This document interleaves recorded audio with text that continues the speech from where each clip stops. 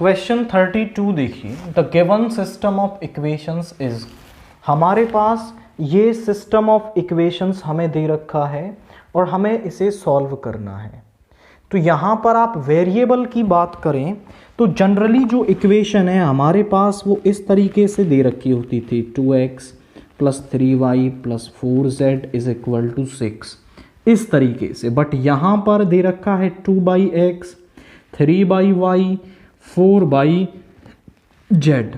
तो एक तरीका तो ये है कि आप इस 1/x को सम u, इस 1/y को v और इस 1/z को w मान लो और फिर इक्वेशन ऐसी बन जाएगी। और फिर आप जैसे पहले करते थे वैसे u, v, w की वैल्यू निकाल लो, और u था हमारा 1/x, यहाँ वैल्यू रखोगे तो x की वैल्यू निकाल पाओगे, y की वैल्यू निकाल पाओगे, z की वैल्यू निकाल पाओगे। एक तरीका तो ये है। दूसरा आप कर सकते हैं, the above system can be written as, इसको कैसे लिखा जा सकता है? इसको लिखा जा सकता है ax = b, जहां पर a हमारी इन वेरिएबल्स के कोफिशिएंट है, यानी कि 2, 3, 10, 4, 2, 3, 10, 4, -6, 5, 6, 9, -20। और यहां पर जो b है, जो x है हमारा, वो वेरिएबल्स आपको क्या लेने होंगे? यहां वेरिएबल है 1/x, यहां है 1/y, यहां है 1/z। या तो ऐसे कन्वर्ट कर लो और यहां u, v, w आ जाएगा, या फिर आप 1/x, 1/y, 1/z भी वेरिएबल ले सकते हो। और b है इनके सामने की वैल्यू, दैट इज 4, 1, 2। अगला काम हम डिटर्मिनेंट ऑफ a निकालेंगे। एक्सपेंडिंग अलोंग रो 1, 2, इस रो इस कॉलम को छोड़ेंगे, 120 - 45 -3 इंटू -80 -30 +10 इंटू 36, और ये प्लस का 36 हो जाएगा। अब आप चेक करें तो 120 - 45 हमारे पास होगा, दैट विल बी 75, 150, माइनस का 110 और इसको 110, माइनस का 110, प्लस का ये आ जाएगा आपका 330, प्लस ये आ जाएगा 720। सभी को जब हम ऐड करेंगे 720, 330, 150, 0, 1200, कितना आ रहा है? 1200, which is not equal to 0। मतलब जो डिटर्मिनेंट ऑफ a है वो नॉट इक्वल टू 0 है। अब हम कैसे करेंगे? अब हम बोलेंगे determinant of a is not equal to 0, so solution of above system of equation is unique, वो यूनिक होगा, एंड गिवन बाई, वो कैसे मिलेगा? x = a inverse b। इस इक्वेशन के अंदर पुट करने से वो हमें मिलेगा। तो b तो हमारे पास है, हमें a इनवर्स निकालना होगा, और a इनवर्स के लिए हम कोफैक्टर निकालेंगे। a11 - 1 की पावर 1 + 1। इस रो इस कॉलम को छोड़ेंगे तो इसको सॉल्व करेंगे, आएगा 120 -45, ये आ गया आपका 75। a12 निकालेंगे, -1 की पावर 1 + 2। इस रो इस कॉलम को छोड़ेंगे, -80 -30, तो ये यहां भी माइनस का, देखो -1 की पावर ऑड नंबर, और ये भी माइनस का, यानी प्लस का 110। a13 कितना आएगा? -1 की पावर 1 + 3 वो आएगा 72, यानी प्लस का 72 यहां से आ गया। इसके बाद A21 निकालेंगे तो -1 की पावर 2 + 1,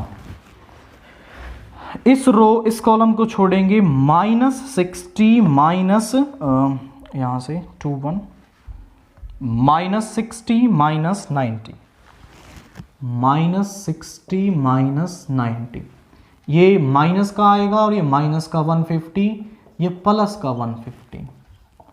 A22 निकालेंगे -1 की पावर 2 + 2, इस कॉलम को छोड़ेंगे -40 -60, ये माइनस का 100 आ गया, माइनस का 100 और ये पॉजिटिव रहेगा सो माइनस का 100। A23 -1 की पावर 2 + 3, 23 यानी इस कॉलम को छोड़ेंगे, 9 2 = 18 -6 3 = 18, 18 - 18 दैट इज 0। इसके बाद हम निकालेंगे A31, इस कॉलम को छोड़ेंगे, -1 की पावर 3 + 1 15 माइनस और ये माइनस का 60, ये प्लस का 60 हो जाएगा। दिस विल बी 5 3 = 15 + 16, यहां हो गया 75, ये प्लस का रहेगा। A32 -1 की पावर 3 + 2, यानी कि इस कॉलम को छोड़ेंगे, 5 2 = 10 -40। आप ध्यान से देखें, ये -1 की पावर ऑड नंबर नेगेटिव होगा और ये प्लस का 30 बन जाएगा। A33 -1 की पावर 3 + 3, इस कॉलम को छोड़ेंगे, -12 -12, यहां पे आ गया -12 -12, यानी कि माइनस का 24, दिस 1। अब इसके बाद हम इसका एडजॉइंट निकाल लेते हैं। एडजॉइंट ऑफ ए जो होता है कोफैक्टर्स का ट्रांसपोज होता है। कोफैक्टर्स आए हैं 75 110 5110 72, यहां पर आया है 150 -100 0 75 30 -24। अब इसका ट्रांसपोज करेंगे हम तो वो आएगा हमारे पास 75 110 72 150 -100 0 75 30 -24। अब A इनवर्स होता है 1 determinant of A into adjoint of A, तो ये वैल्यू हो जाएगी हमारे पास 1/1200 75 150 75 110 -100 30 एंड इसके बाद 72 0 -24। सॉल्यूशन कहां से मिलने वाला था हमें? x = A इनवर्स B से, तो x इंटू में A इनवर्स रखोगे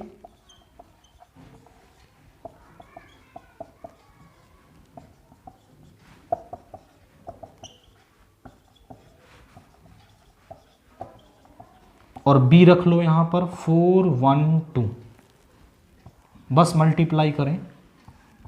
मल्टीप्लाई आप करोगे तो यहां आएगा 75 × 4, ये आ जाएगा आपका 300 प्लस 150 प्लस 150, इसके बाद और बाहर है आपका 1/1200।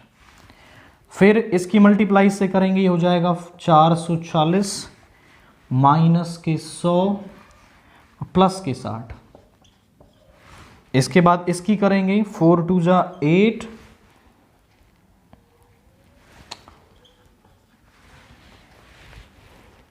288 माइनस यहां पे करेंगे, ये तो 0 हो गया, माइनस का 88 दिस वन।